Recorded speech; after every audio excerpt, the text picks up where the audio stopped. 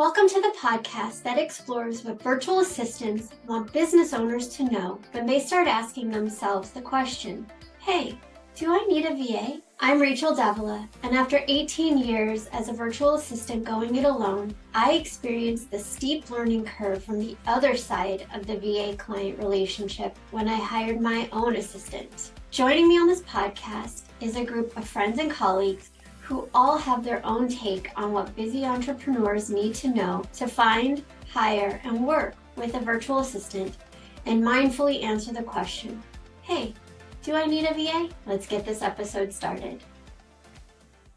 Hello, everyone, and welcome to Hey, Do I Need a VA, the podcast. We're in season 2, and today is episode number 5. And we have a great episode for you because it is all about where to find a virtual assistant. You've already done the hard work. You figured out what you needed. You figured out what they were going to do and how they were going to do it. You're ready for onboarding. Now you just got to find the person to onboard and start working with. And where are they? They are everywhere. Back in 2005, when I became a VA, I didn't even know that it was a thing. And when I talked to potential clients about being a virtual assistant, they were like, you work for the VA administration? No.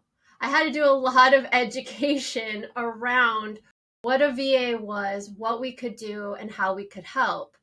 And I think over the years, the industry has grown and everything, and lots of different titles have gotten lumped in as VA. And so a lot of potential clients are concerned, where do I find a virtual assistant? The one that fits what I need.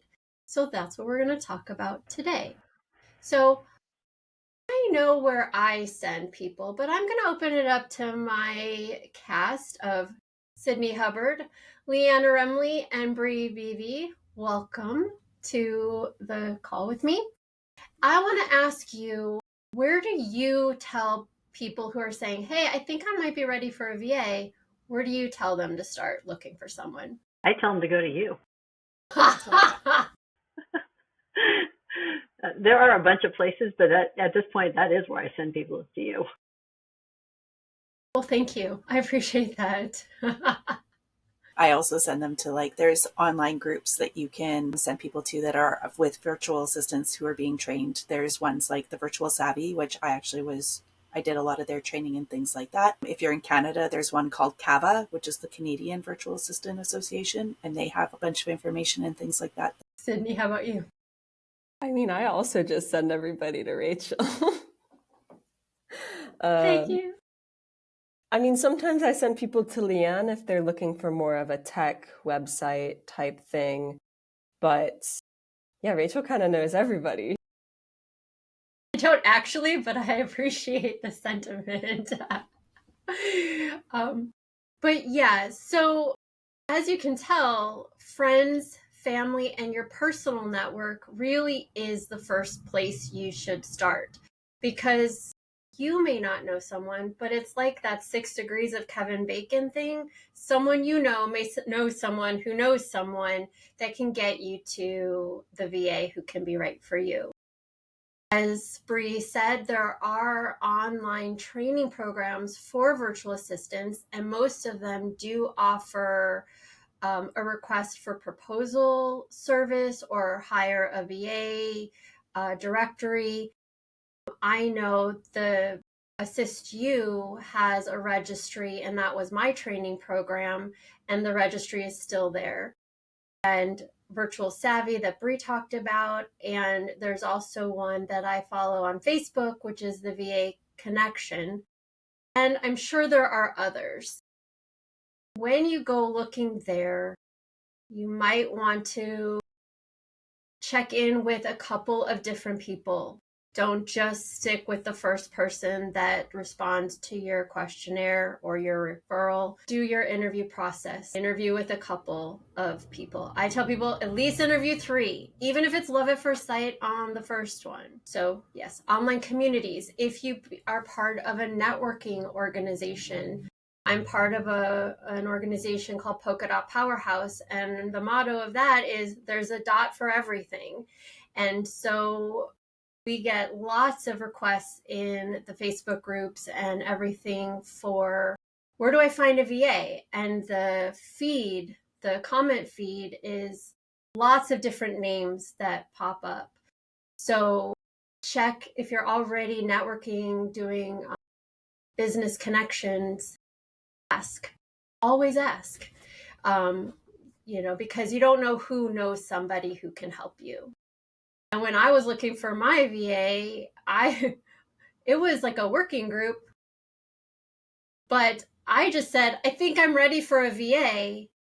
And like that night, my friend was like, what about Sydney? And I said, okay, let's give it a shot. So you may know someone who knows somebody who is looking to be a VA or is already a VA or knows someone who is a VA.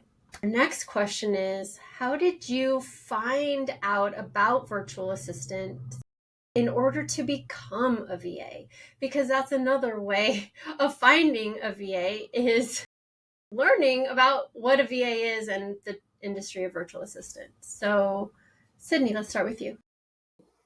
I first realized what a virtual assistant was when I met Rachel. And I met Rachel through my mom. So that kind of goes back to the whole,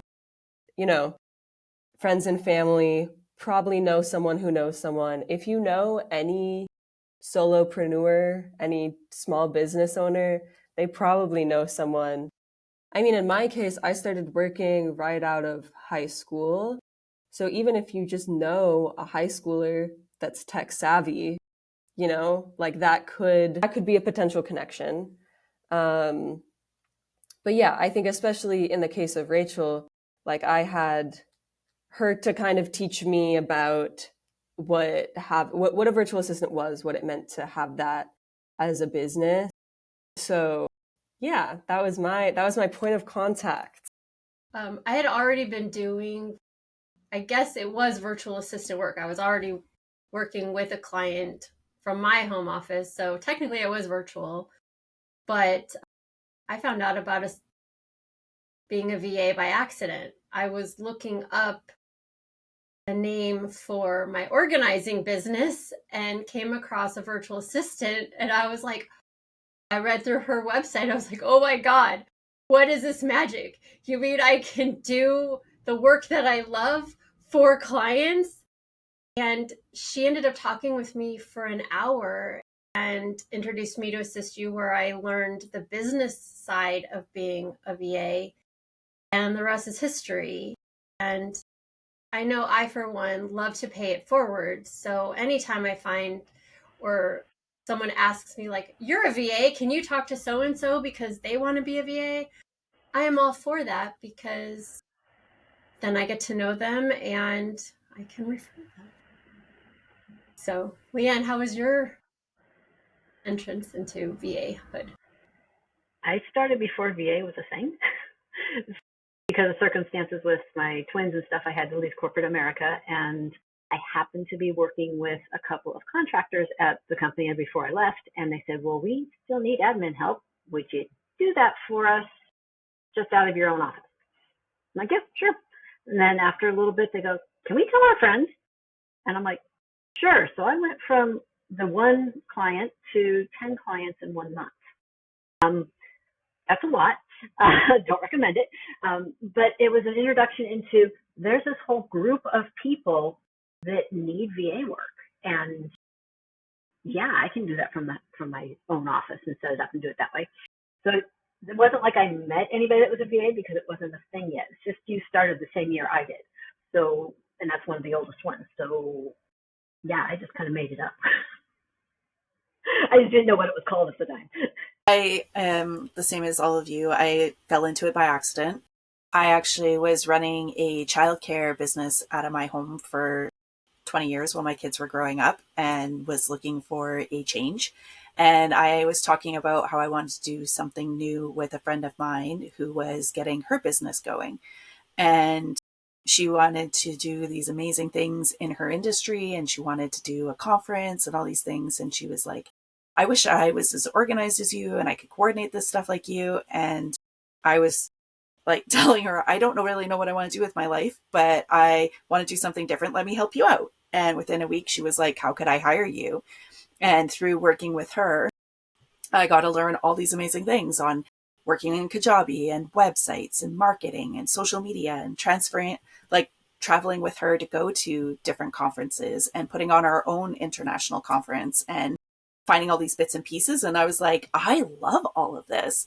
I love the work that we're doing and that I can do it from home, that I can still travel and do it with my family. And I ended up taking on more clients and learning more things, and eventually started inviting others to come on the ride with me. Yeah. So how do you find your team members? It's been a mix of things. One of my first team members were my kids. They were my teenagers and university students as well. And so I got to learn a lot they learned a lot through me. And it was fun watching them do that because they got to use those skills for their school projects and stuff as well. So it was really neat. And then I would put up posts and people would refer friends who had skills that would fall into that kind of thing. I had people that reached out that I knew and I never would have asked because they were kind of doing their own thing, but we were in the same training groups or we were like taking the same social media training stuff. And they were like, oh, I don't want to go out and find clients on my own. I'd rather come work with you. And so we team up that way, which is really cool. And so quite often, some of my team members will have their own side gig as well and then work for me part-time, which is really neat because they get to bring those skills and stuff in as a contribution to what the rest of us have. But that seems, I post it out there and see what comes, but that's how most of them have been coming. So a virtual assistant is a business owner. They are not a remote employee or a remote worker. Remote employees belong to the company that they work for. They just work from home. So while some of them might say, I'm a virtual assistant because I am an admin that is virtual, the term actually encompasses a business owner, a 1099 contractor, somebody whose sole business it is to do virtual assistant work for multiple clients. It can be a side gig, it can be a part-time thing, but there is a difference between having a remote employee, somebody who works virtually doing admin work, and working with a virtual assistant. So I just want that to be clear because I've heard of people who say, oh, well, I can do that from home. I'm a virtual assistant. I would like to encourage potential clients to look for someone who looks at their VA business as a business. Even if it's a part-time one or something like that, not just somebody who can do the tasks for you. If that's your budget and you have a child or a friend's child or somebody that you're like, okay, I can hand off data entry or social media or graphic creation. There's a difference between just handing off a task and working with a virtual assistant. So if you're looking for a virtual assistant, a business owner who does this as a business, then have that clarity of it's business to business. And it's not just somebody who is doing remote tasks for you. So if you have any questions about where to find a virtual assistant, please send us an email at heyvapodcast@gmail.com or send me an email. I'm happy to refer you. I just started a virtual assistant referral directory for potential clients and a Find a VA program that can help you figure out what you need, what you're looking for, and that includes referrals once you get to that point. So all those details are on my website, and that is in our resource and link tree. So thank you for joining us today for Season 2, Episode 5, Where to Find a VA. We look forward to seeing you next time. Thank you for joining us on this episode of Hey, Do I Need a VA, the podcast. If you found this episode helpful, please leave a like, comment, or review. And feel free to join our Facebook group, Find, Hire, and Work with a VA for more tips and tools. If you have any questions, please email them to heyvapodcast@gmail.com. We'll see you next time.